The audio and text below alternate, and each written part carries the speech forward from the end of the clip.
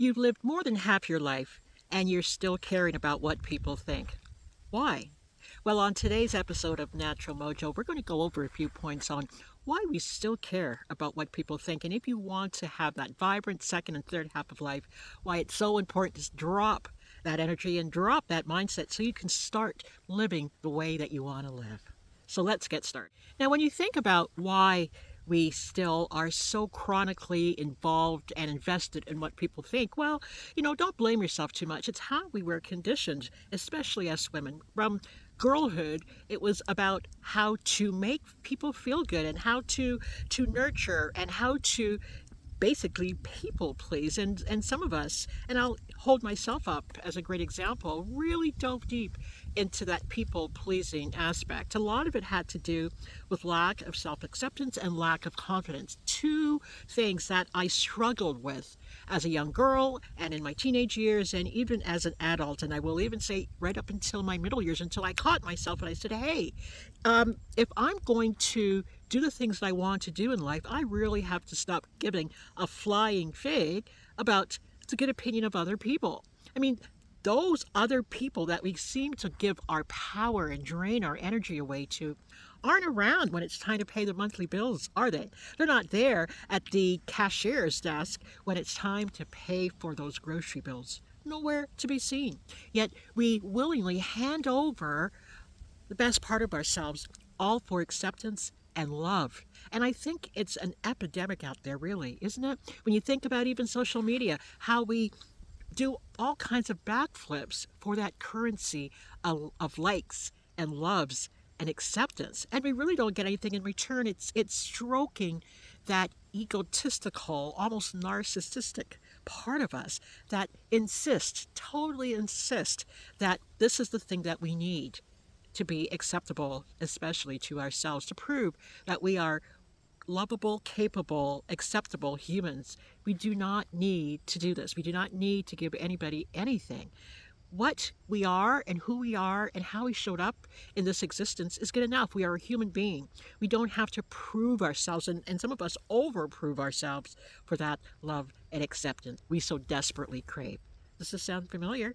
I bet it does. I know a lot of people in my circle who I have either counseled or mentored in some form or fashion, and this was at the root of their very existence, that lack of self-love and confidence, that ability to intensely trust in self. And that's what confidence means at its very root, to intensely trust in yourself.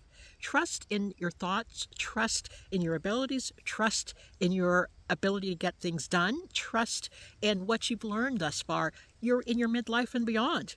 There are things that you have picked up along the way. It's now time for you to trust. You could not have existed and somehow stayed alive this long if you didn't know something, right? You are a human being existing day by day. You're feeding yourself, you're cleaning yourself, you're earning some money in some particular way. I don't know how. You're feeding yourself, you're doing what you need to do to be on this planet. All the extraneous things like striving for status and fame and all the things that we do in this society is irrelevant. It really truly is. You've been sold a bill of goods that's who you have to be somebody of worth and value.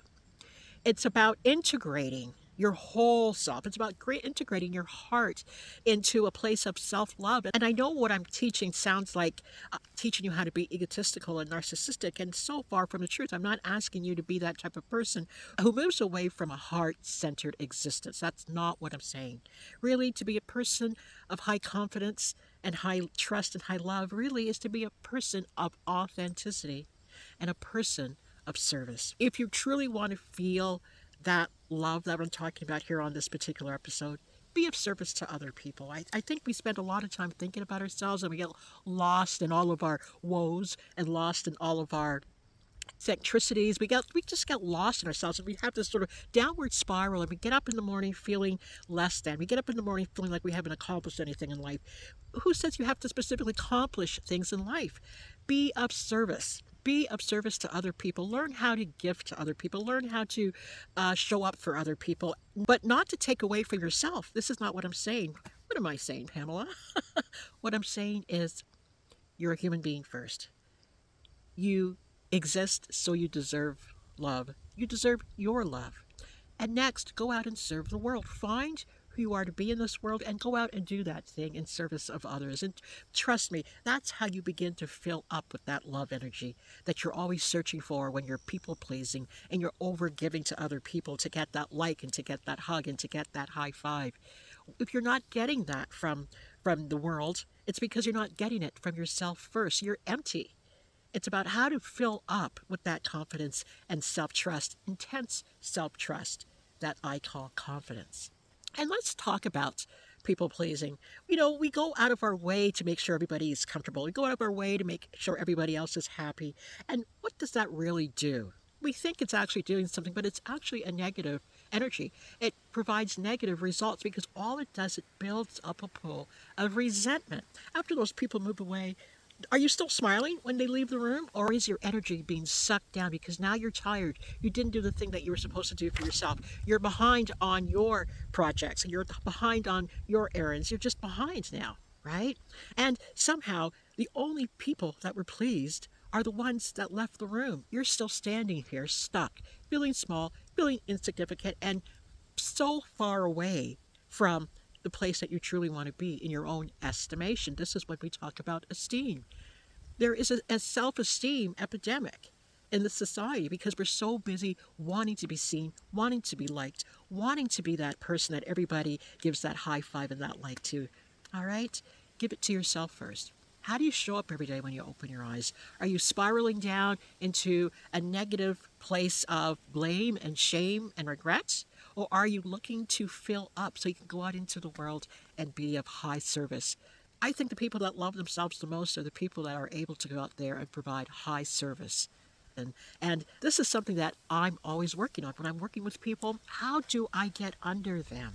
It's not in a manipulative kind of way, but how do I come from a place of service and love? And it's something that I had to practice and practice. Again, I talk about practice a lot because it's assumed that we somehow pop into this world knowing how to do these things. And if you didn't have the kind of way shower in front of you in your formative years or were mentored in a powerful, empowering, inspiring, motivating way, you're at a loss of how to do that, right? And it will come out as manipulative to the rest of the world or needy because you're over attached to outcome and results.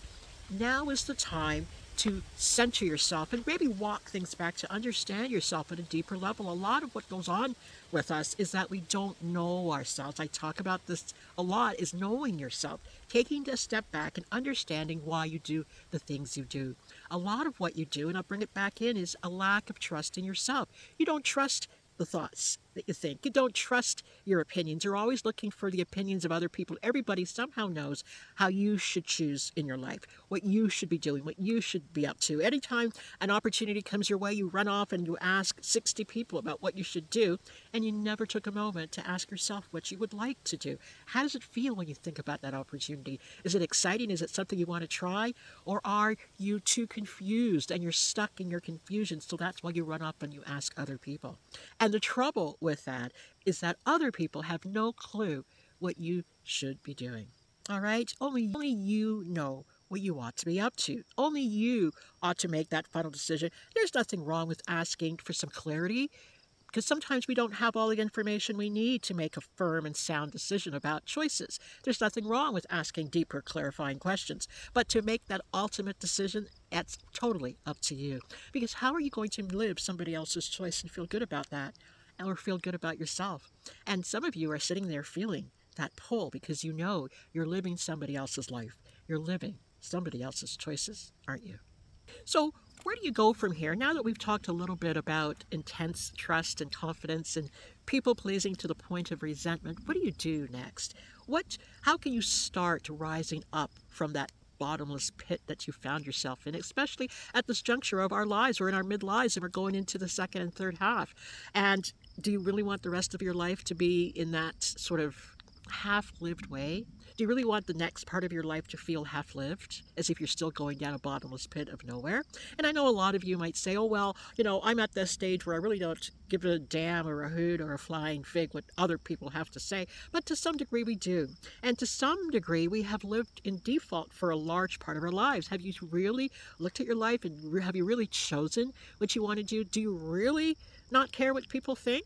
I think in part we all do care what people think, but to the point where we want to stand out as someone unique. When you look at people out there on either the global scale or the leadership scale or the celebrity scale or somebody that you look up to, it could be a great author or somebody of that stature and nature.